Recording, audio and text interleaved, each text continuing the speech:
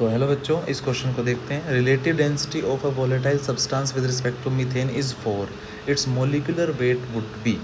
देखो, हमें पता है कि जो मोलर मास होता है ना, मोलर मास में और वेपर डेंसिटी में क्या रिलेशनशिप होती है। तो जो मोलर मास है,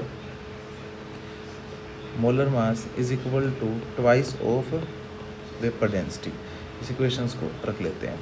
अब ये क्या बोल रहा है, किसी भी हमारे पास कोई जैसे मीथेन है। अब मीथेन की अगर मैं वेपर डेंसिटी की बात करूँ, what is vapour density of methane, कितना हो जाएगा? मोलर मास डिवाइड में 2। इसका मोलर मास कितना होता है? 16। 16 डिवाइड में 2 यानी 8।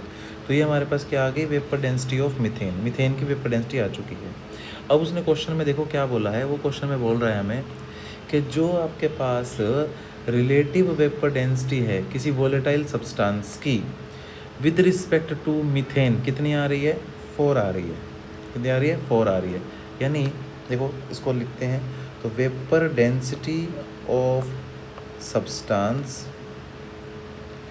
divided by relative to methane, that means vapor density of methane relate कर रहे हैं। कितनी आ रही है? ये 4 आ रही है। उसमें वेपर डेंसिटी ऑफ सब्सटेंस कितनी आ गई?